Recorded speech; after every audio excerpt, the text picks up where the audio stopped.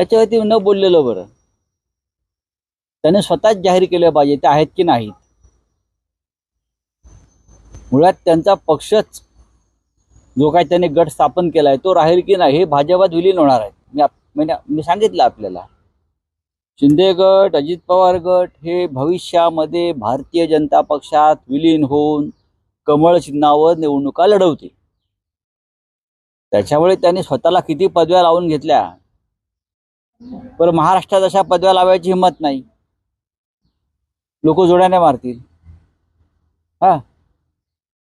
त्याच्यामुळे राजस्थान, मध्य प्रदेश, छत्तीसगड, मी म्हटलं उद्या अमेरिकेत गेले तिथे लावतील. जो बायडनच्या प्रचाराला जाऊ शकतात. फार महान नेते आहेत. इतके महान नेते या राज्यात निर्माण झाले नाहीत. 2014 नंतर भारतीय जनता पक्षाने असे अनेक नेते दुसऱ्या पक्षातून घेऊन निर्माण केले, पण हे तात्पुरतं आहे सगळं. आता एकनाथ शिंदे हे हिंदू हृदय सम्राट असतील बरं का, तर त्यांनी हिंदू हृदय सम्राट होण्याचं काय महान कार्य केलं आहे हे पाहावं लागेल आम्हाला सगळ्यांना. का आम्ही इतके वर्ष बाळासाहेब ठाकरे सन्मान्य हिंदू हृदय सम्राट यांच्यावर काम केलं, त्यांचा संघर्ष पाहिला हिंदुत्वासाठी. त्यांनी कधी सत्तेसाठी तडजोडी केल्या नाही, बेईमानी केली नाही. आता बेईमानांना आणि गद्दारांना हिंदू हृदय सम्राट म्हणण्याची नवीन परंपरा नव्या हिंदुत्वात सुरू झाली असेल तर हे पाहावं लागेल. अरे भारतीय जनता पक्षच हे करतं. राजस्थानचा भारतीय जनता पक्षाला महाराष्ट्रात काय चाललंय काय माहिती आहे. महाराष्ट्रात त्यांची काय अवकाश आहे कोणाची ते. महाराष्ट्रात त्यांना कोणी विचारत नाही. हे राजस्थान वगैरे भागामध्ये जाऊन स्वतःची टिमकी वाजवत आहेत. खोके घेऊन गेले असतील प्रचाराला. बोला. ये महाराष्ट्र से देखो, महाराष्ट्र में जिसको पनौती समझा जाता है वो लोग बाहर जाकर प्रचार करते हैं हिंदुत्व का. यहाँ कोई पूछता नहीं.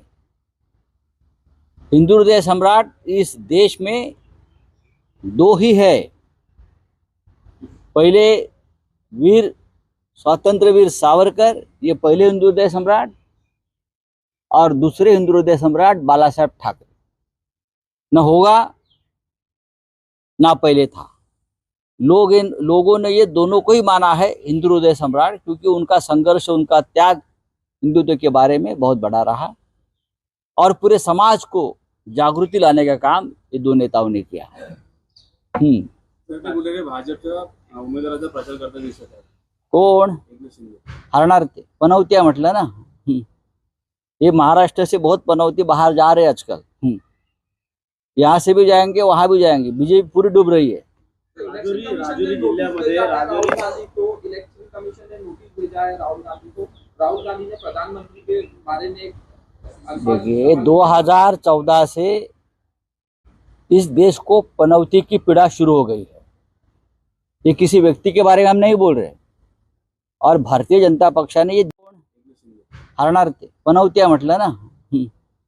ये महाराष्ट्र से बहुत पनौती बाहर जा रहे हैं आजकल. यहाँ से भी जाएंगे, वहां भी जाएंगे. बीजेपी पूरी डूब रही है. राजौरी जिल्ह्यामध्ये राहुल गांधी को इलेक्शन कमीशन ने नोटिस भेजा है. राहुल गांधी ने प्रधानमंत्री के बारे में देखिए 2014 से इस देश को पनौती की पीड़ा शुरू हो गई है. ये किसी व्यक्ति के बारे में हम नहीं बोल रहे. और भारतीय जनता पक्षाने ये दिल पर नहीं लेना चाहिए. बीजेपी ने पनौती शब्द पूरे विश्व में और देश में इस्तेमाल किया जाता है. और खास करके जो अपने आप को हिंदुत्ववादी समझते हैं उनको तो पनौती शब्द का इतना नफरत नहीं होनी चाहिए. अपने हिंदुत्व के कोश में पनौती शब्दों को बहुत महत्व है. आपको मालूम नहीं? आप नेपाल में जाइए, आप बनारस में जाइए, आप समझ लीजिए पनौती का अर्थ क्या है. और बाद में ये सब FIR वगैरह लॉन्च करने का काम कर लीजिए. इस देश को 2014 से पनौती लगी है, वो 2024 में पनौती खत्म हो जाएगी. कभी 7.5 लगती है, उसके बाद पनौती लगती है, फिर छोटी पनौती लगती है. ये सब हिंदुत्व की संकल्पना है. ये हमारे हिंदुत्ववादी जो लोग बैठे हैं, अपने आप को हिंदुत्ववादी मानते हैं, उसने पनौती का एक विश्लेषण और अभ्यास करना चाहिए. तर राजुरी जिल्हा असेल या काश्मीरमध्ये रक्तपात सांगत आहे जवानांकडे निवडणुकीमध्ये प्रचार म्हणजे थोडं भाजप भूमिका आहे. गेल्या 4 दिवसामध्ये काश्मीर खोऱ्यात 2 कॅप्टनसह 4 जवानांना बलिदान करावं लागलं. आणि याच्यावरती ना प्रधानमंत्र्यांकडून, ना गृहमंत्र्याकडून, ना संरक्षण मंत्र्याकडून साधी संवेदना व्यक्त केली. संपूर्ण केंद्र सरकार 5 राज्यामध्ये निवडणुका लढवण्यात दंग आहे. त्यांना काँग्रेसला, राजकीय विरोधकांना उखडून फेकायचं आहे.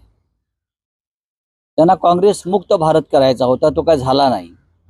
त्यांना शिवसेना मुक्त महाराष्ट्र करायचा होता, तो काही झालं नाही. खरं म्हणजे काश्मीर खोऱ्यातून दहशतवाद मुक्त काश्मीर ही आमची संकल्पना होती. पण काश्मीरमध्ये दहशतवाद आणि अतिरेकी कारवाया संपलेल्या नाहीत. आजही 1 दिवसाआड आमच्या जवानांच्या हत्या होत आहेत. कुठे आहेत प्रधानमंत्री, कुठे आहेत 56 इंचाची छाती, कुठे आहेत गृहमंत्री? पाठवा तिथे ईडी आणि सीबीआय काश्मीरला. शेवटी जवानच मरत आहेत ना. काय तुमची भूमिका काय होती? काश्मीरी पंडित त्यांची आम्ही घरवापसी करू. नोटबंदी का केली? तर काश्मीर खोऱ्यामध्ये दहशतवाद नष्ट होईल. अतिरेक्यांना जे आर्थिक पाठबळ मिळत आहे ते कमी होईल म्हणून तुम्ही 1000च्या 2000च्या नोटा बंद केल्यात. पण आजही रोज कॅप्टन, कर्नल, मेजर, जवान, पोलीस दलातले, सुरक्षा दलाचे लोक काश्मीरमध्ये हत्या होत आहेत. 4 दिन में 2 कैप्टन और उनके साथ और 4 जवान शहीद हो गए. लेकिन मैंने नहीं सुना कि किसी जो 5 राज्यों में प्रचार चल रहा है प्रधानमंत्री की लीडरशिप में, गृह मंत्री या हमारे रक्षा मंत्री, किसी ने संवेदना जाहिर की है. आपकी क्या भूमिका थी? आप 5 राज्यों के प्रचार सभा में आज भी कांग्रेस मुक्त भारत की घोषणा करते हो. महाराष्ट्र में शिवसेना मुक्त महाराष्ट्र बनाना चाहते हो. लेकिन कश्मीर में आतंकवाद मुक्त कश्मीर आप कब बनाओगे? आतंकवाद मुक्ति ये कश्मीर की सबसे ज़्यादा ज़रूरत है ना. आप कांग्रेस मुक्त करेंगे किसी राज्यों में, शिवसेना मुक्त करेंगे. देखिए कौन हारणार ते? पनौत्या म्हटलं ना. ये महाराष्ट्र से बहुत पनौती बाहर जा रहे हैं आजकल.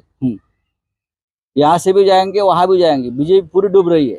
राजुरी जिल्ह्यामध्ये राहुल गांधी को इलेक्शन कमीशन ने नोटिस भेजा है. राहुल गांधी ने प्रधानमंत्री के बारे में देखिए 2014 से इस देश को पनौती की पीड़ा शुरू हो गई है. ये किसी व्यक्ति के बारे में हम नहीं बोल रहे. और भारतीय जनता पक्षाने ये दिल पर नहीं लेना चाहिए. बीजेपी ने पनौती शब्द पूरे विश्व में और देश में इस्तेमाल किया जाता है. और खास करके जो अपने आप को हिंदुत्ववादी समझते हैं उनको तो पनौती शब्द का इतना नफरत नहीं होनी चाहिए. अपने हिंदुत्व के कोश में पनौती शब्दों को बहुत महत्व है. आपको मालूम नहीं? आप नेपाल में जाइए, आप बनारस में जाइए, आप समझ लीजिए पनौती का अर्थ क्या है. और बाद में ये सब FIR वगैरह लॉन्च करने का काम कर लीजिए.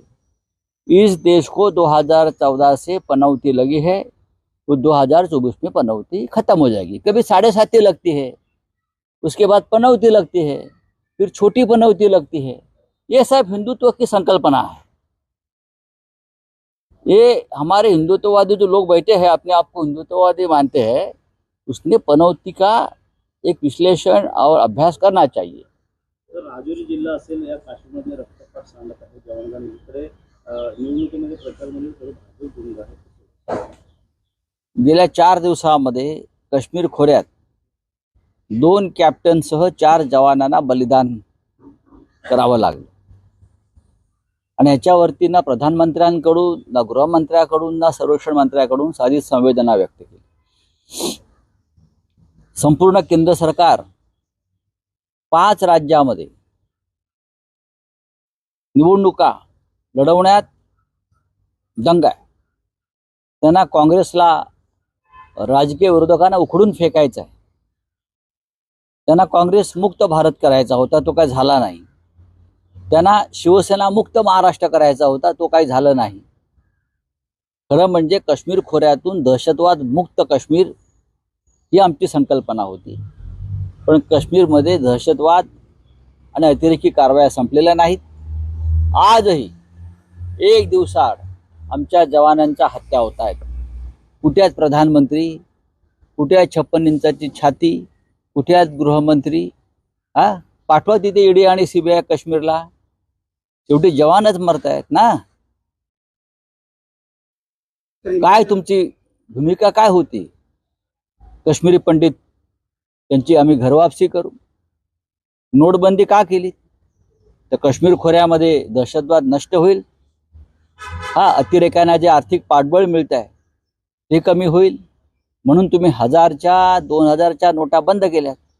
पण आजही रोज कॅप्टन, कर्नल, मेजर, जवान, पोलीस दलातले, सुरक्षा दलाचे लोक काश्मीरमध्ये हत्या होत आहेत. तो आपने कहा जवान शहीद हो रहे हैं कश्मीर में और प्रधानमंत्री और बाकी 4 दिन में 2 कैप्टन और उनके साथ और 4 जवान शहीद हो गए.